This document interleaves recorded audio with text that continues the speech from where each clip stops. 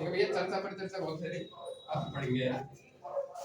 हिंदी कल मैंने तुम्हें हिंदी की बेसिक बेसिक जानकारी दी है कि हमारी हिंदी है, हिंदी राजभाषा है। राजभाषा कहते हैं सब ऐसी भाषा जाको यूज हम सरकारी कामकाज में करें, सब सरकारी कार्यालय में करें, फिर बैठ बोलो ऐसे, ठीक है, सरकारी कामकाज में करें, सरकारी कार्यालय में करें, वो सब किस चला हमें राजभाषा। राष्ट्रभाषा कि अगर पूरे राष्ट्र की पब्लिक एक ही भाषा को प्रयोग कर रही हो, ठीक है, अपने आम बोलचाल में, तो वो भाषा का खिलाफ है राष्ट्रभाषा। अब हमारे पूरे भारत में कोई सी ऐसी भाषा है जाके पूरी भारत की पब्लिक है का यूज कर रही हो, ठीक है, नहीं है, इसलिए हमारी हिंदी का नाम है हमारी राष्ट्रभाषा नहीं। राजभाषा को दर्जा कब मिले हो? 14 सितंबर में मिलो, 1949 में मिलो। पहली बार हमने एक और कौन सी संधि के बारे में मिलो आए। हमारे संविधान में कहाँ हिंदी की चर्चा करी गई है?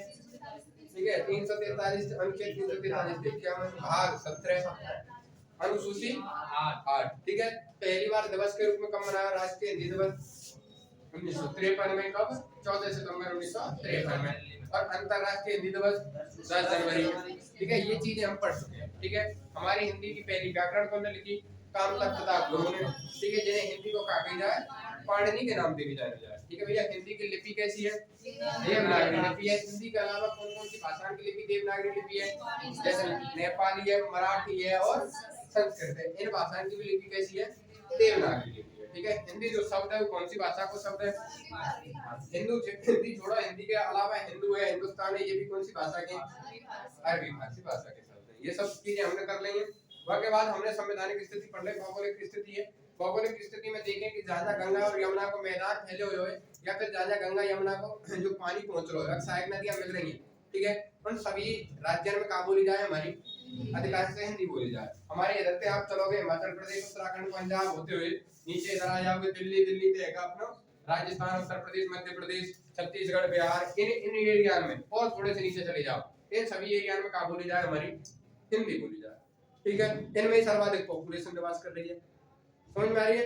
तो हमारी हिंदी कहाँ बोली जाए साहब? हमारे अधिकांश 10 राज्य हैं हमारे बड़े बड़े से, इन सभी राज्यों में कहाँ बोली जाए? हमारी हिंदी बोली जाए। एक यूनियन टेरिटरी है हमारी, कौन सी? केंद्र शासित संघ प्रदेश अंडमान निकोबार, वहां भी हिंदी बोली जाए। हिंदी का इतिहास पढ़े हमने साहब। हमारी सबसे पहली जो भाषा है संस्कृत थी, क्योंकि हम आर्यों की संतान है, और आर्यन की भाषा कौन सी? संस्कृत। संस्कृत के दो रूप है, एक सबसे प्राचीन जो वैदिक संस्कृत थी, वैदिक संस्कृति ही अपने परिवर्तन करके अपने आप में कहाँ बनी? लौकिक संस्कृत। लौकिक संस्कृत परिवर्तित है कि कहाँ बनेगी? पाली, और पाली से परिवर्तित है कि कहाँ बनेगी? प्राकृत बनेगी। प्राकृत आगे अपभ्रंश। अपभ्रंश को मतलब है कि अप माने छोटे छोटे, भ्रंश माने टूट जाना, छोटे छोटे भागों में टूट जाएगी। ऐसे ही एक हमारे साहित्यकार हुए डॉक्टर भोलानाथ तिवारी, वो कहें कि साहब जो अपभ्रंश है कि 7 भागों में टूटे। ठीक है, जैसे कि ब्राह्मण अपभ्रंश है, पैसाची अपभ्रंश है, महाराष्ट्रीय अपभ्रंश है, अर्धमागधी अपभ्रंश है, मागधी अपभ्रंश है, खस अपभ्रंश है, सौरसेनी अपभ्रंश। ठीक है, अपनी जो पश्चिम हिंदी है वह को उद्गम कौन सी हिंदी कौन सी अपभ्रंश से मानी जाए? सौरसेनी। ठीक है, हमारी जो हिंदी है वह की बोली कैसी है भैया? खड़ी बोली। कैसी बोली है? खड़ी बोली है। ठीक है, हिंदी को जो हमारी हिंदी भाषा है, हमारे भारत में जो भाषा परिवार है 4 भाषा परिवार है, जिनमें से कौन से भाषा परिवार की सदस्य है? बहुरूपीय परिवार। ठीक है, हिंदी को काल क्रम में जो वर्गीकरण करे हुए है उस 3 आधार पर करे हुए है। एक प्राचीन हिंदी, एक मध्यकालीन हिंदी और एक आधुनिक हिंदी। ठीक है, प्राचीन हिंदी जो कि 1100 से 1400 तक की ईस्वी के बीच की है, जबकि 1450 से 1800, ठीक है, 1850 कह लो, और 1850 से लेके आज तक की जो हिंदी को हम प्रयोग करते आ रहे हैं वो सभी हिंदी कैसी है? हमारी आधुनिक हिंदी है। आधुनिक हिंदी में बार बार परिवर्तन होंगे, आप पढ़ते हुए आए हो कि छायावादी कवि आएंगे, भक्तिकालीन कवि आएंगे, ऋग्वेद, ये जितने भी ये परिवर्तन हुए ये सब हमारे आधुनिक हिंदी में ही देखने के आप मिलते चले आएंगे। ठीक है भैया, ये हमारे हिंदी की परिचर्चा है। आज हम देखेंगे व्याकरण। हेडिंग डालो व्याकरण। आज हेडिंग डालो व्याकरण।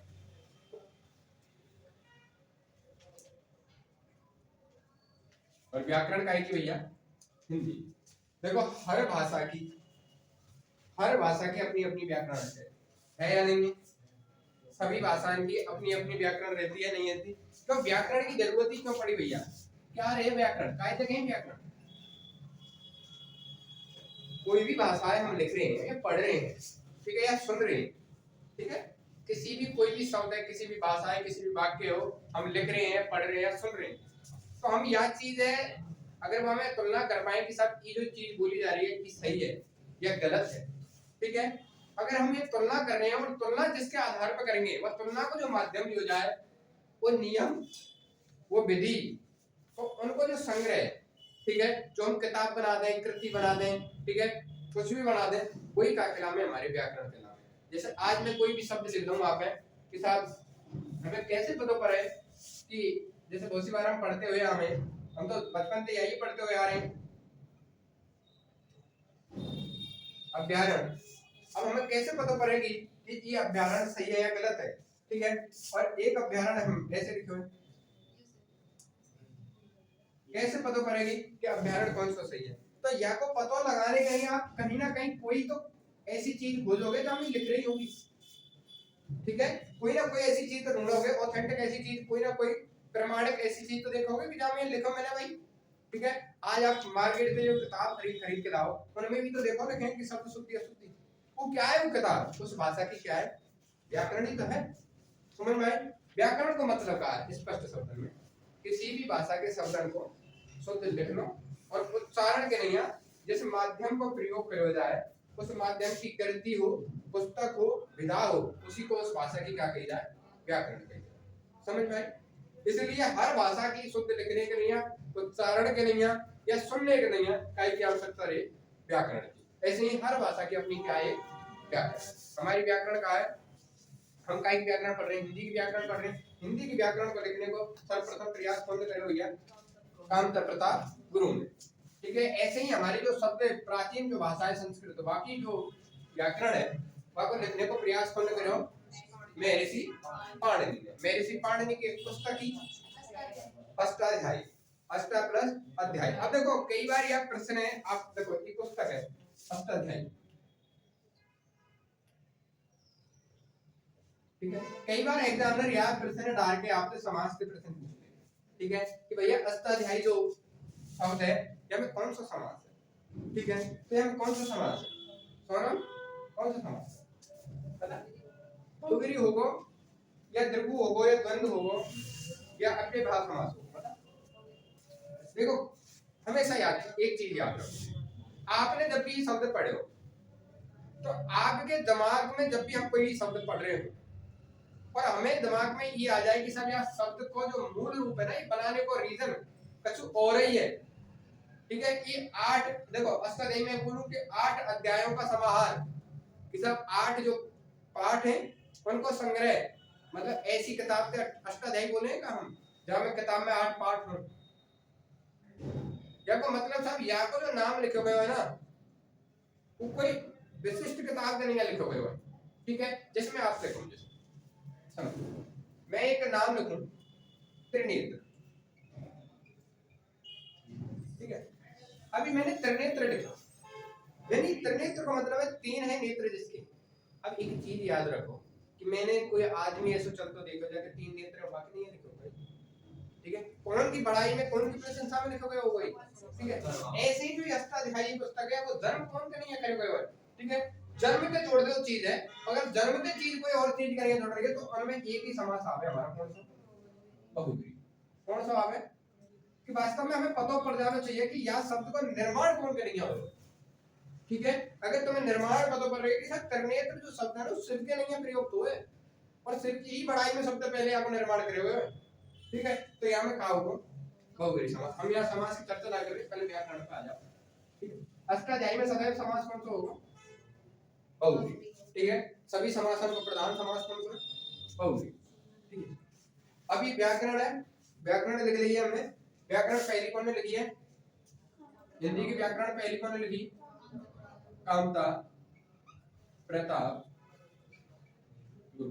गुरु में हमेशा याद रखियो भैया, गुरु में सदैव काले गई हमेशा छोटा हो लिखो, ठीक है। देखो हमेशा यह चीजें यही तो समझते चलो, अगर रा में छोटा ऊ जोड़ो जाए तो ई रा ऐसो बने, ठीक है, और अगर रा के साथ बड़ा ऊ जोड़ दिया जाए तो ई रा ऐसो बने, ठीक है। गुरु हो, पुरुष हो, ऐसे शब्द देखो, ये 2 शब्द तो बहुत ही याद रखना, एक तो गुरु, गुरु ऐसो रहेगो सदैव भी ढूंढी नहीं मरेगी, ठीक है, और एक पुरुष ई भी ऐसो रहेगो, ठीक है।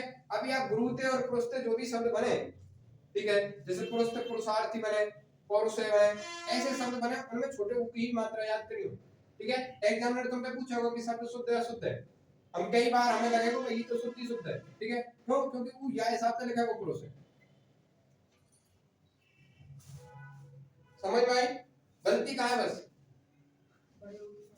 ठीक है, पर ये गलती हमें दिख जाएगी क्या एग्जाम में? ठीक है, इतना प्रेशर रहेगा, गलती तो हमें दिखेगी नहीं। ठीक है, तो इन चीजों ने याद रखिए। कुछ ही शब्द ऐसे हैं, ऐसे ही गुरु है ऐसे लिख देखो, निम्न में से कौन सा शब्द शुद्ध नहीं है? समझ में आ रही है? गुरु है कैसे लिख दोगे? ऐसे लिख दोगे। पुरुष है ऐसे लिख दोगे। दोनों ही अशुद्ध हैं, शुद्ध कौन से? इन थोड़ा सा याद रखिए। ठीक है, अभी पहली व्याकरण की पुस्तक कौन लिखी? कांता प्रताप गुरु ने, इसलिए इन्हें क्या कहा भैया? हिंदी का पाणी। पाणिनि बता दी मैंने, जाने संस्कृत की पुस्तक लिखी और कौन सी पुस्तक लिखी? अष्टाध्यायी। अब हम यहाँ पे लिखेंगे हमारे अंग, हमारे व्याकरण के अंग इकाई कितनी है? अंग कह लो, इकाई कह लो। ठीक है, कितनी कितने भैया व्याकरण के अंग? कितने अंग हैं? 3। कौन कौन से हैं? लिखते चलो भैया। वर्ण, दूसरा शब्द, और तीसरा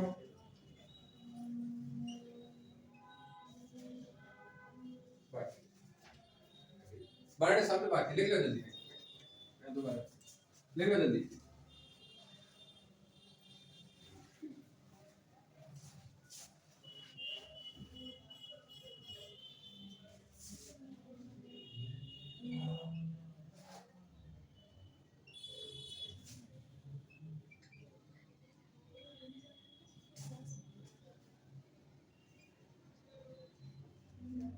ठीक है, तीनों लिख लो, वर्ण शब्द वाक्य।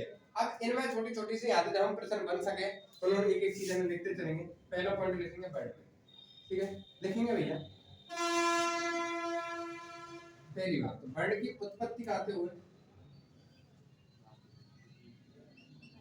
आए तो हुए ध्वनि। वर्ण की उत्पत्ति का तो मानी जाए ध्वनि। ठीक है, अब यहाँ में देखेंगे पहले पॉइंट का लिखेंगे, भाषा की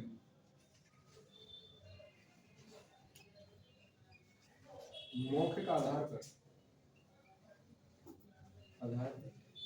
सबसे छोटी है।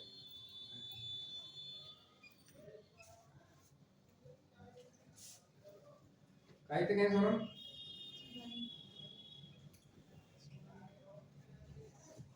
ठीक है, दूसरा लिखेंगे भाषा की सबसे छोटी है। देखते तो नहीं भाई? ठीक है, वर्ण कार्य भाई, भाषा को सबसे छोटा वह अंग जाए हम आगे तोड़ ना सके। ठीक है, भाषा का वह छोटे से छोटा अंग जिसे और आगे खाना कर सके, विभक्त ना कर सके, तोड़ ना सके, उसका कहलावे हमारा वर्ण कहलावे। ठीक है, क्या लाइन देखो, क्या लाइन। अब आ जाओ शब्द। ठीक है, शब्द में देखो भैया,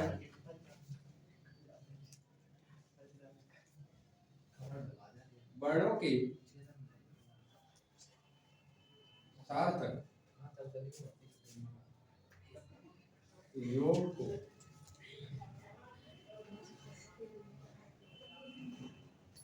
शब्द कहते हैं। ठीक है, दूसरा लिखे हैं हमें अर्थ के आधार पर भाषा की सबसे छोटी है।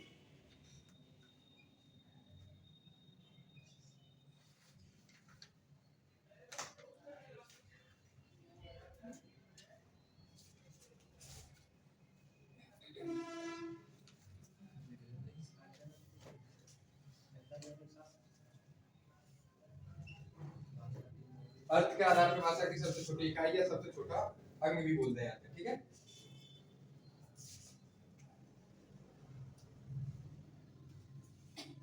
एक या लिख देंगे थोड़ा सा।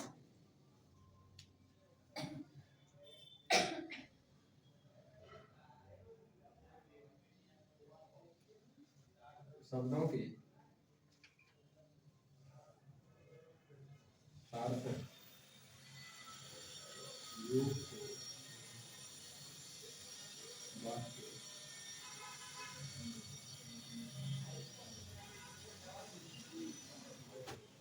जमा लिखेंगे भैया। अर्थ के आधार पर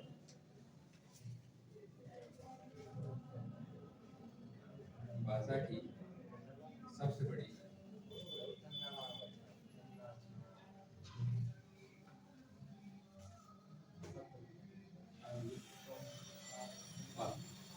सबसे जो इम्पोर्टेंट लाइन वह लिखेंगे, भाव व भावार्थ के आधार पर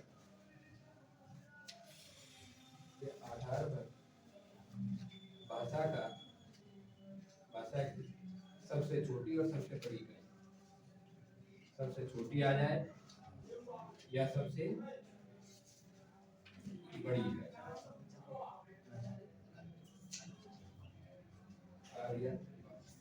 क्या इम्पोर्टेंट, ठीक है। ये तीन चार चीजें जो कि हमें पढ़ना बात क्लियर बात ये कि पढ़ना कि हमें कहा है हमें व्याकरण के तीन है।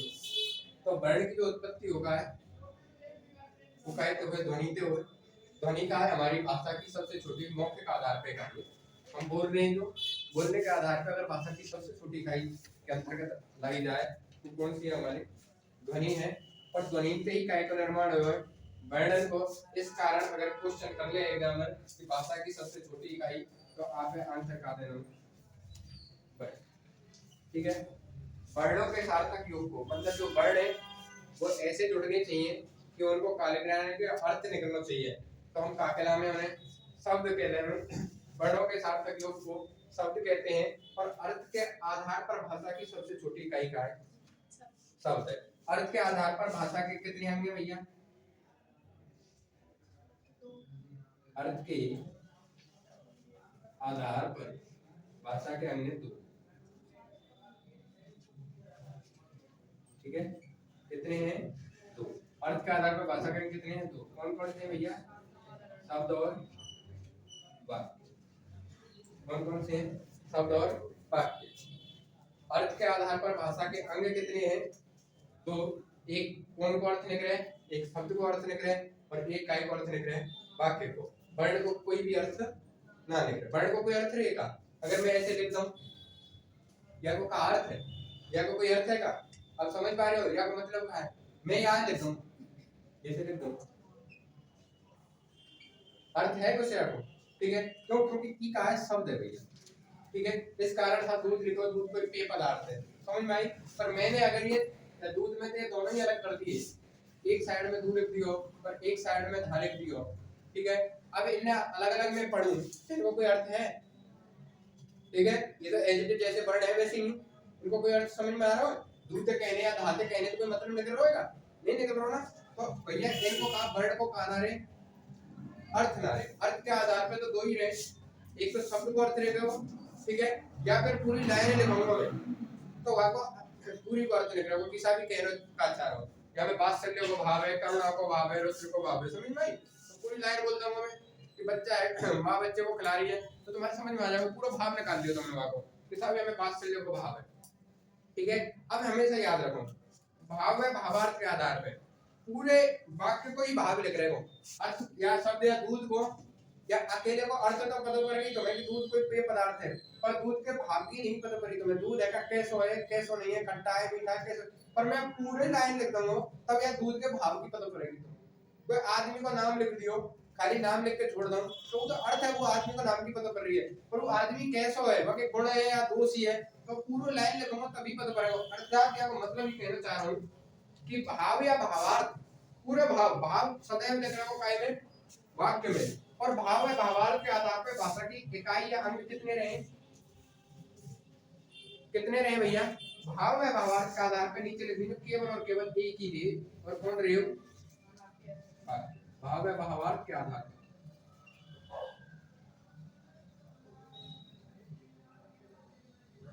भाषा का अंग केवल एक रहे। और कौन सा है? क्यों? क्योंकि कभी भी शब्द को भाव या भावार्थ नहीं कर सके, केवल शब्द को अर्थ नहीं कर सके।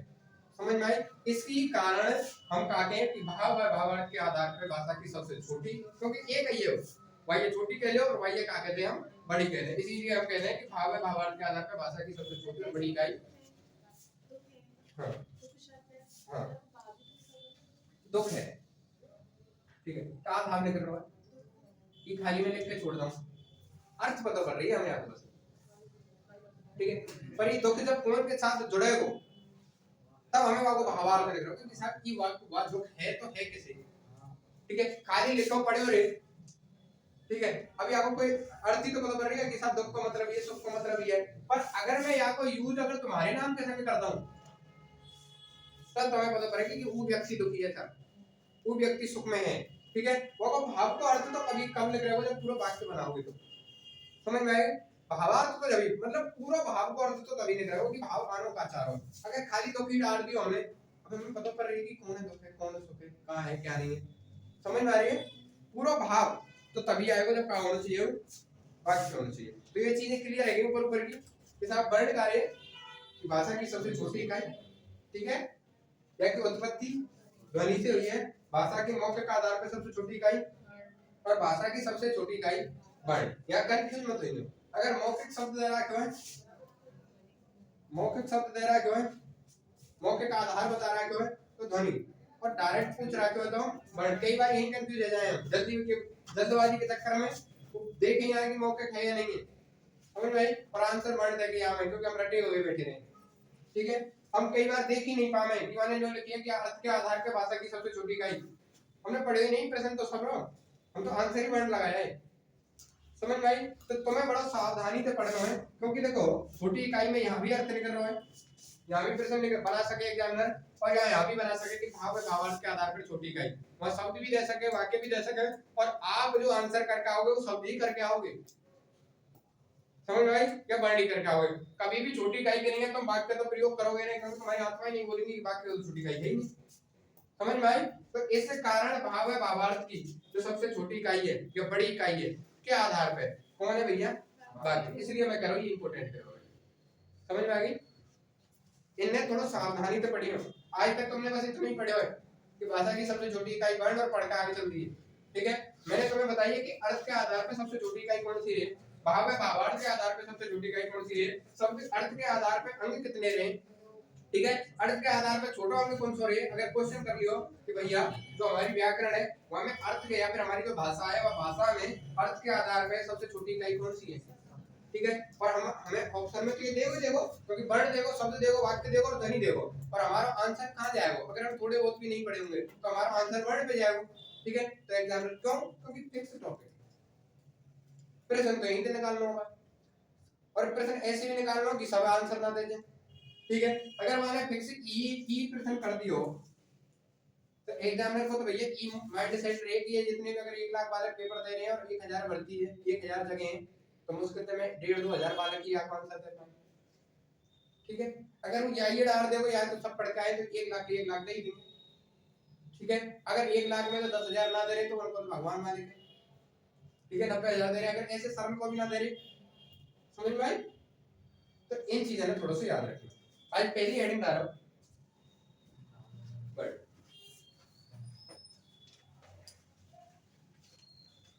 ठीक है, आपने जब भी हिंदी को अगर ऐसे सरल प्रश्न दिखे तो भैया इतना भी खुश मत है दियो कहीं खुशी के चक्कर में वो प्रश्न ही गलत कर दे।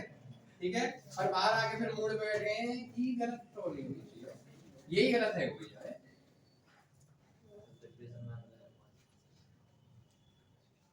तो पढ़ ली ना एग्जामिनर कई बार देखो, एक बार राजस्थान सब इंस्पेक्टर 2021 की भर्ती में एक क्वेश्चन आया हो कि हमारा जो संविधान है उसे बनने में पूर्ण रूप से बनने में कितना समय लगा, पूर्ण रूप से बस अब इतना ही शब्द में अंतर हो पूर्ण रूप से बनने में। ठीक है, इतना ही अंतर हो बस शब्द में। ऑप्शन दे रहा कि यह शब्द 2 वर्ष पहले ऑप्शन 2 वर्ष 11 माह 18 दिन। अब तुम देखो कि एग्जाम का है तो राजस्थान सब इंस्पेक्टर को एसआई प्रश्न आ रहा हो पॉलिटिकल की, तुम्हारे दिमाग में प्रश्न नहीं आएगा कि यार इतना सरल तो नहीं डाल रहे हो क्योंकि बचपन से पढ़ते हुए आ रहे हैं। 2 वर्ष 11 माह 18 दिन, ठीक है, डायरेक्ट होगा। ठीक है, दूसरा ऑप्शन दे रहा है क्यों, 3 वर्ष 1 माह 16 दिन, तो ना हमने अलग दे रहा है, जैसे 18, जैसे 11 माह 18 दिन ऐसे करना है क्यों, फिर लास्ट में दियो सबसे लास्ट में जाके, और सी दियो 3 वर्ष 8 माह 16 दिन, ऐसे कंफ्यूज करा हुआ एग्जामिनर को, ठीक है। और डी दे दियो 3 वर्ष 1 माह और 16 दिन, आंसर बताओ, ठीक है।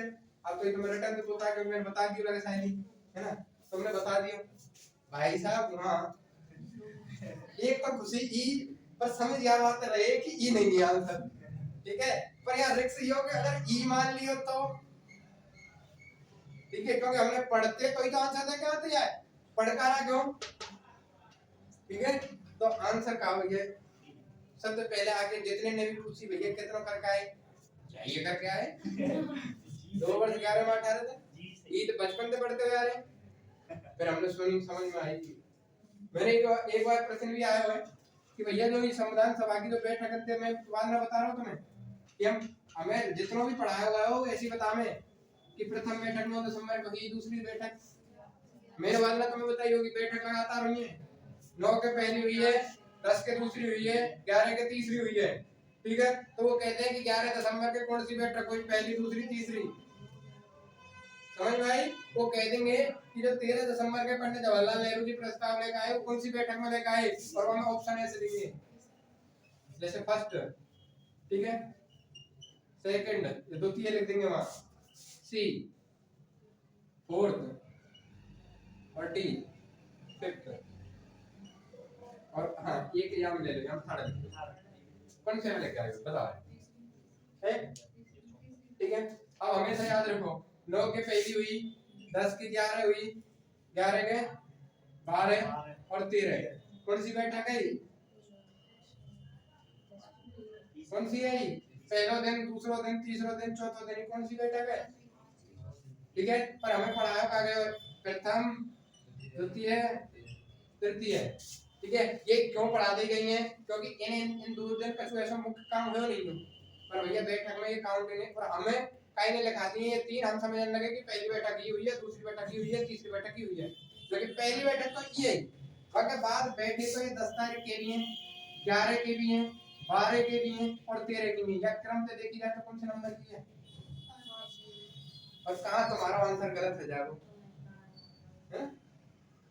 हमने तो दिन भर पढ़ी साहब, बैठक की बैठक, बैठक की बैठक, बैठक में कहा हो तू भी पतो ही, पर हमें लेना पतो ही कि 5वें नंबर की है, तो थोड़ा सा सावधान रहिए, ऐसी चीजें मैं बताता रहा हूं तुम्हें, मैं कई बार बता रहा हूं तुम्हें, डिप्रेशन आ जाए कि जब फायर डांस हो तो फायर डांस करें कौन है, और भूल जा के आज तक पढ़ाई ना है, तो भैया फायर काहे लगे, हाँ अग्नि थे, ठीक है।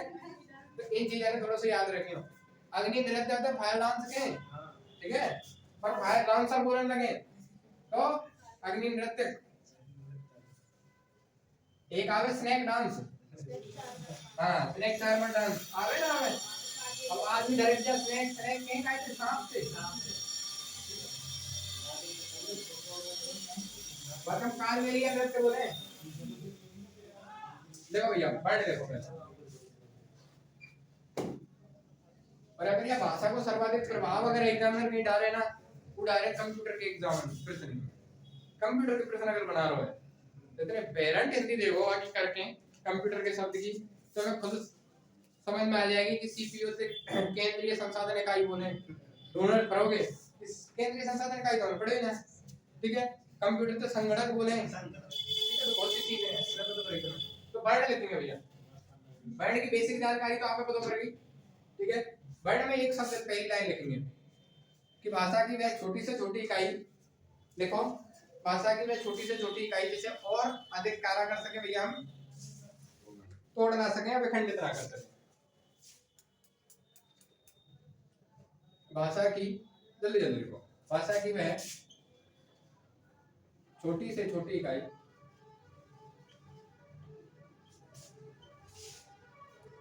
जिसे जिसे जिसे विखंडित ना किया जा सके। क्या कह रहा है भैया?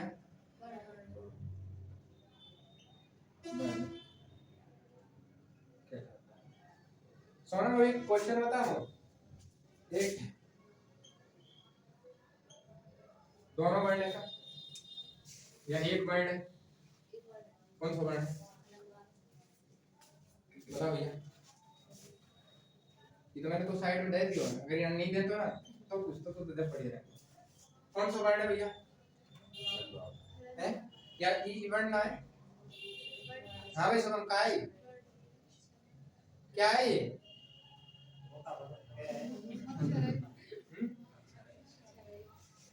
क्या है भैया? देखो अभी ऊपर लाइन पढ़ो, भाषा की वह छोटी से छोटी इकाई इसे विखंडित ना किया जा सके वर्ण कहलाते हैं। ठीक है, या विखंडित कर सकें तो हम या विखंडित कर सकें का कैसे कर सकें? ठीक है, तो ई सदैव का अकेला में भैया अक्षर और ई का अकेला वो सदैव वर्ण। या को मतलब जितने भी हलंत लगे व्यंजन हैं जो सभी का अकेला में हमारे वर्ण कहलाते हैं। समझ में आई?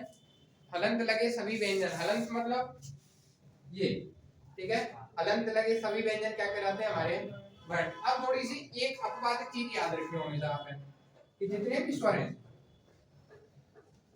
ठीक है, उनमें दो प्रकृति है भैया। एक जो हमारे मूल स्वर है जिन्हें तो हम तोड़ ही नहीं सके, तो उनके नहीं है तो हम वर्ण यूज कर लेंगे। पर ऐसे जो हम दीर्घ स्वर है जैसे बड़ा आ है, बड़ी ये बड़ा हुआ है, ए है, ठीक है, बड़ी ये है, वो है, औ है, ऐसे हैं, ये तो हम तोड़ सकें। ठीक है, पर ये जब भी हम तोड़ सकें क्यों? क्योंकि ये स्वर है ये जुड़े हैं। ये जुड़े कौन पे हैं? व्यंजन थे।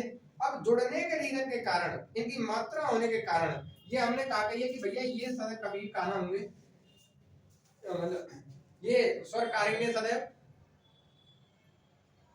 हाँ, ये जुड़ने के कारण हम इनसे काटेंगे कि एक तो इनसे वर्ण कहेंगे और दूसरों काटेंगे इनसे अक्षर भी।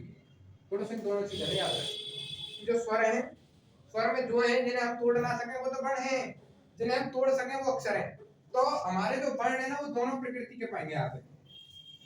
ठीक है, वर्ण जो स्वर है वो वर्ण भी रहे और कार्य अक्षर भी रहे, पर जो व्यंजन है जिनमें हलंत लग रहा हो वो केवल और केवल काम मिलेंगे यहाँ पे वर्ण। हलंत हटते ही काम मिल जाएंगे वो अक्षर। ठीक है, स्वर दोनों प्रकृति के मिलेंगे वर्ण और अक्षर में। ठीक है, जबकि ये सदैव काय के मिलेंगे वर्ण के। ठीक है, तो दोनों से हम डायरेक्ट लिख देखो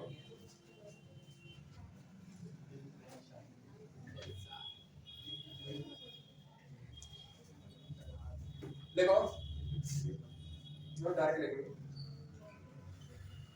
देखो स्वर स्वर सदैव वर्ण में आक्षरिक कर लेंगे भैया, कैसे कर लेंगे? वर्ण में आक्षरिक कर लेंगे या अक्षर अक्षर ही लेंगे बस, मेरा आक्षरिक कर लेंगे। स्वर सदैव वर्ण में अक्षर दोनों दोनों प्रकृति होते हैं, लेकिन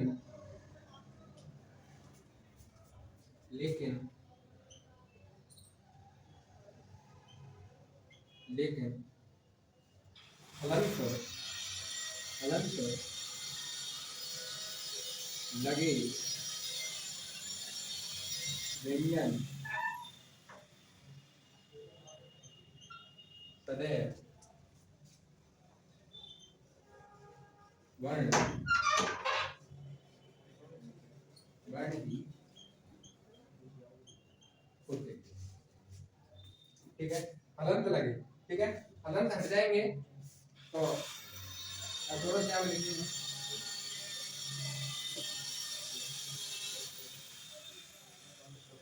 जो स्वर है वो सही है कार्य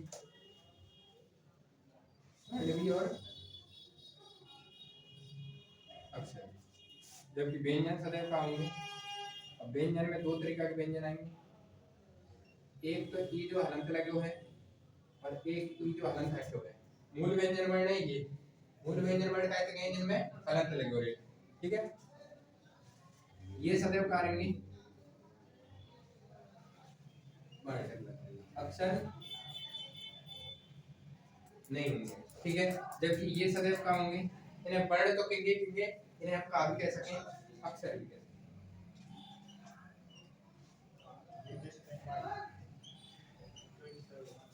ठीक है। अब मैं यहाँ पे एक प्रश्न बना के बताऊं तुम्हें, बताओ। मैं ऐसे बोलता हूं कि सभी व्यंजन वर्ण अक्षर होते हैं, सभी व्यंजन वर्ण अक्षर होते हैं, ये सभी व्यंजन वर्ण अक्षर होते हैं क्या, ठीक है। अब मैं कैसे लिखूं, बताओ कैसे मैं लिखूं, सभी व्यंजन वर्ण होते हैं लेकिन अक्षर नहीं, ये सही है ना। ऐसे स्टेटमेंट वाइज क्वेश्चन कर बैठ जाना। तो ये देखो सभी व्यंजन के हम सारा कहेंगे, सभी व्यंजन के अक्षर नहीं कहेंगे, क्यों, क्योंकि मूल व्यंजन है ना, जितने भी मूल व्यंजन है उनसे काटेंगे हम वर्ण कहेंगे, हलंत जैसे ही हट जाएगा वैसे हम क्या कह देंगे, वर्ण भी कह देंगे, अक्षर। हलंत से हटा कर एक चीज भी याद रखो कि आप क्या बना दें, अक्षर, ठीक है। जब भी हम हलंत हटाएंगे तो क्या बने वो अक्षर, और हलंत लगे होगा तो कार्य हो वर्ण। इसलिए हलंत बारे हम आगे छोड़ ना सकें, और ये लाइन कह रही है कि भाषा की छोटी से छोटी इकाई जिसे विखंडित ना किया जा सके का कहलावे हमारी वर्ण कहलावे, ठीक है भैया। अब आगे थोड़ी सी हेडिंग डाल के कल कर लेंगे कि वर्णों का वर्गीकरण या वर्णों के प्रकार, कितने प्रकार के रहे,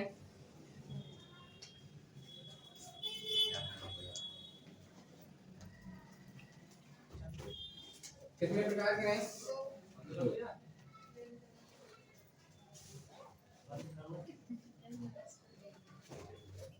कौन कौन से, स्वर और वैसे देखो हम दो ही माने, पर इस चीजों की वर्ण के प्रकार में ही आवे, चाहे हम अयोग वाक्य हैं, क्यों, क्योंकि ना तो ये स्वर रहे और ना ये व्यंजन रहे, ठीक है। तो तीसरे रूप में पर हम मानेंगे कितने, दो ही, क्यों, क्योंकि जो अयोग वाह है उनको प्रयोग तो भाई इनके संग ही होगा, स्वरन को भाई खाली अगर मैं ऐसे लगा के छोड़ दूं तो यह मतलब ही कहा भाई प्रयोग तो इनके संग करना पड़ेगा, स्वर या व्यंजन इनके संग, इसलिए कहा ये अकेले स्वतंत्र रूप में कभी प्रयोग नहीं है सके, कहा अयोग वाह, ठीक है। तो हमें दो ही प्रकार के वर्ण कहेंगे, स्वर और व्यंजन। व्यंजन माने पकवान भी है, ठीक है। व्यंजन में कौन सी संधि है, इतना तो बड़े होंगे आप, कौन सी संधि है, ठीक है। कभी भी या वा रा के आगे आधो दिख जाए तो व्यंजन संधि है, संधि है, ठीक है। तो थोड़ा सा भी आप कल लिख लेंगे हम, स्वर ऐसे वर्ण जिन्हें जिन्हें उच्चारण के नहीं है या अपने प्रयोग के नहीं है किसी अन्य वर्ण पे आश्रित ना होना पड़े या स्वतंत्र है, इन्हें हम क्या कहें, स्वाधीन ध्वनियां भी कहें, स्वतंत्र ध्वनियां भी कहें, क्योंकि ये दूसरे वर्ण पे आश्रित नहीं, ठीक है। अगर हम आज ऐसे लिख रहे हैं, आराम लिख रहे हैं, ठीक है, तो हम एक चीज समझो कि आराम या आय आने के नहीं है, ये तो जैसे कि है वैसे आगो है, पर यह रा लिखने के नहीं है, ये रा ऐसो हो और यहाँ में कहा जुड़ो, ठीक है। या रा ऐसे लिखने के नहीं है, काय की आवश्यकता पड़ी, ठीक है। तो ये जो रा है काय पे डिपेंड है, वो आप है ऐसे ही या माँ लिखने के नहीं है, माँ तो ऐसे हो और या लिख लो कहाँ पे हो आ, कि माँ काय पे डिपेंड है, वो आप है, पर ई कभी डिपेंड होगा, इसलिए ये स्वतंत्र है साहब, ठीक है। अब मैं आगे आई थी इसी परिभाषा निकलेगी, व्यंजन तब वे वर्ण जो अपने उच्चारण के नहीं है, ठीक है, अपने प्रयोग के नहीं है, इन्हें किसी ना किसी वर्ण पे आश्रित रहे, और दूसरा वर्ण है ही कौन जहाँ पे आश्रित रहे, वो सब कौन रहे, स्वर रहे, और हम कहा के समझिए आश्रित का मतलब क्या है, आश्रित का मतलब है कि सब या रा है ऐसे लिखने के नहीं है, स्वर चाहिए कोई ना कोई, जब तो हम लिखते हुए आए हैं कि रा रा री री ऐसे लिखते हैं हमें, रा रा री ऐसे लिखते हुए आवे ना, ठीक है। क्यों? क्योंकि ये सभी स्वर जोड़ दिए जाए, स्वरण की मात्रा जोड़ी जाए, ठीक है। क्योंकि ये राय है का कभी भी हम या हलंत लगे राय को स्वतंत्र रूप में प्रयोग ना कर सकें। कभी भी आपने ऐसा देखा है,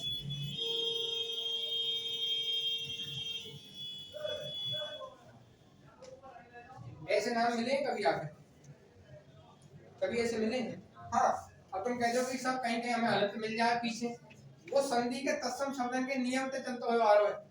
जैसे ही अगर हम हिंदी में प्रयोग कर लें तद्भव बनाम में, तो हम हलंत शब्द पहले हलंत ही काटें, तद्भव बनाम में काटें, ठीक है। थोड़ी इस चीजें में समझो, चल कर लेंगे, ठीक है भैया।